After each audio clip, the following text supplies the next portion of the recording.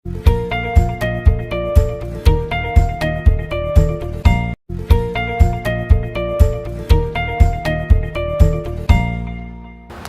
The lord. యేసుక్రీస్తు దివ్య నామంలో ఉదయకాల సమయంలో కార్యక్రమం వీక్షించుచున్న మీ అందరికీ నా హృదయపూర్వక వందనాలు తెలియజేస్తున్నాను. మనలో చాలామందికి ఉన్నటువంటి ఒక చెడ్డ అలవాటు ఏంటంటే, లేదా చెడ్డ అభిప్రాయం ఏంటంటే, నేను ఎవరికి మేలు చేసినా వాడికి మాత్రం సత్యంత వరకు, నా ప్రాణం ఉన్నంత వరకు నేను మేలు చేయను అని కొంతమంది అంటారు, లేదా అభిప్రాయం కలిగి ఉంటారు.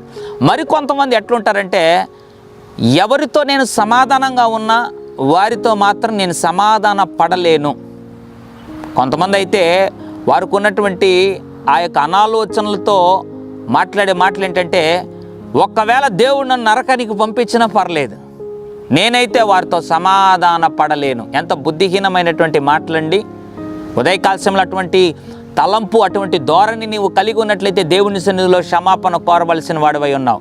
సరే, ఈ ఉదయకాల సమయంలో మనం ఏ విధమైనటువంటి హృదయం కలిగి ఉండాలి, ఏ విధమైనటువంటి స్వభావం కలిగి ఉండాలో దేవుడు జ్ఞాపకం చేయాలని ఆశపడుతున్నాడు. కీర్తన 34వ అధ్యాయం 14వ వచనం, కీడు చేయుట మాని మేలు చేయుము, సమాధానం వెతికి దాన్ని వెంటాడుము.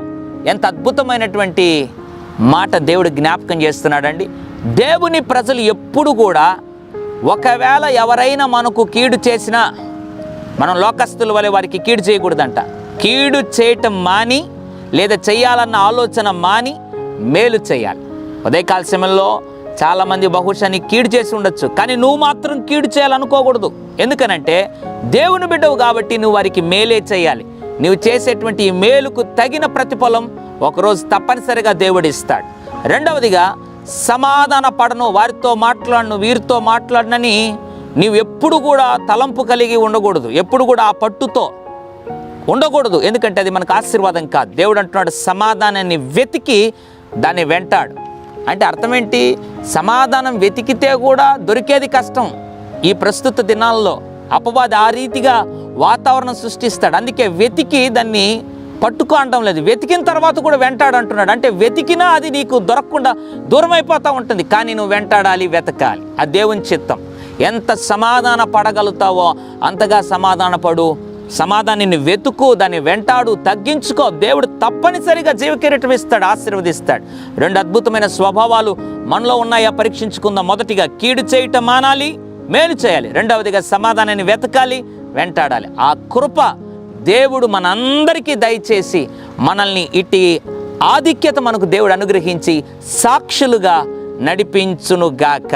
Praise the Lord. పరిశుద్ధుడా, ప్రేమగల తండ్రి, నీకు వందనాలు.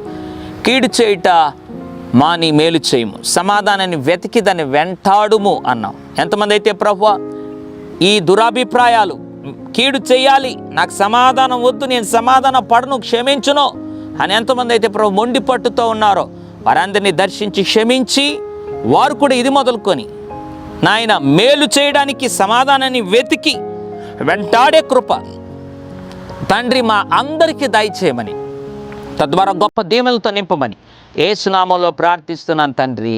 ఆమెన్. God bless you.